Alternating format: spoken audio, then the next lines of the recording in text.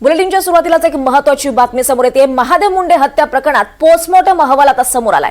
20 centimetre लांब 8 centimetre रुंद हत्यारानं त्यांचा गळा कापला गेलाय। महादेव मुंडेंच्या शरीरावर तब्बल 16 गंभीर वार आहेत, तर तोंड ते कानापर्यंत एक खोल वार केल्याचंही समोर आलेलं आहे। महादेव मुंडे हत्या प्रकरणातली महत्त्वाची अपडेट आपण पाहतोय। महादेव मुंडे हत्या प्रकरणात आता पोस्टमॉर्टम अहवाल समोर आलाय। त्यात 20 सेंटीमीटर लांब 8 सेंटीमीटर रुंद हत्यारानं त्यांचा गळा कापल्याचं समोर आलाय।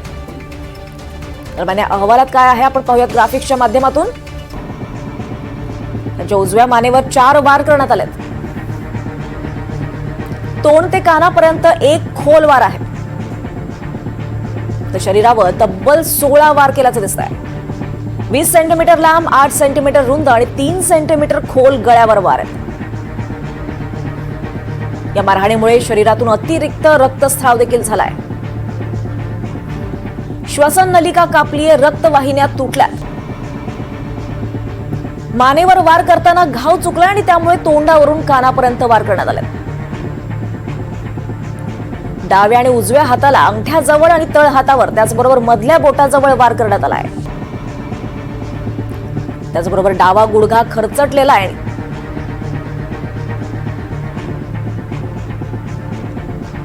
तर महादेव मुंडेंचा पोस्टमॉर्टम अहवालात या अनेक बाबी समोर आल्यात।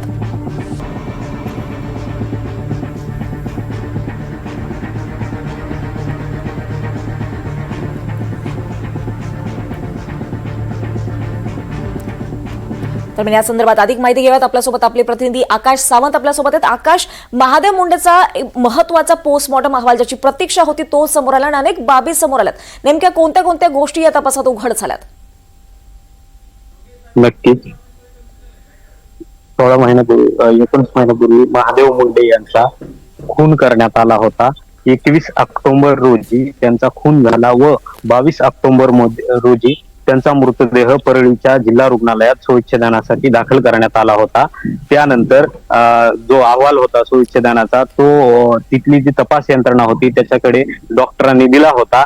आता हा जो अहवाल आहे हा माध्यमांच्या हाती लागला आहे। या अहवालामध्ये आपण बघू शकतो की निर्घृणपणे महादेव मुंडे यांचा खून करण्यात आला आहे। यामध्ये महादेव मुंडेंच्या शरीरावरती 16 वार करण्यात आले आहेत आणि त्यांची श्वासनलिका असेल, मानेवरती असेल, गुडघ्यावरती असेल, अशा विविध शरीरावरती वार करण्यात आले आहेत। या वारातून एवढंच निष्पन्न होते किंवा आरोपींनी किती क्रूरपणे त्यांची हत्या केली आहे।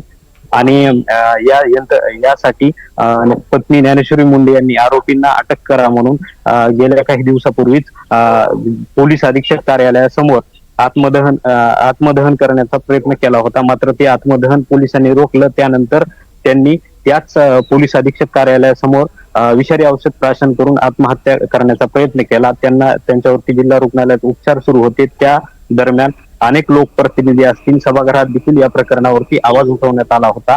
नंतर 2 दिवसापूर्वीच मनोज दादा जरांगे पाटील हे देखील त्यांना जाऊन त्या ठिकाणी भेटले आणि त्यानंतर कुठंतरी हा अहवाल समोर आला आहे। एकंदरीत या प्रकरणातील एकही आरोपी अद्याप अटक नाहीये। निश्चितच आकाश, त्यामुळे हा अहवाल समोर आल्यानंतर अनेक गोष्टी या उघड होणार आहेत। धन्यवाद या सगळ्या सविस्तर माहितीसाठी।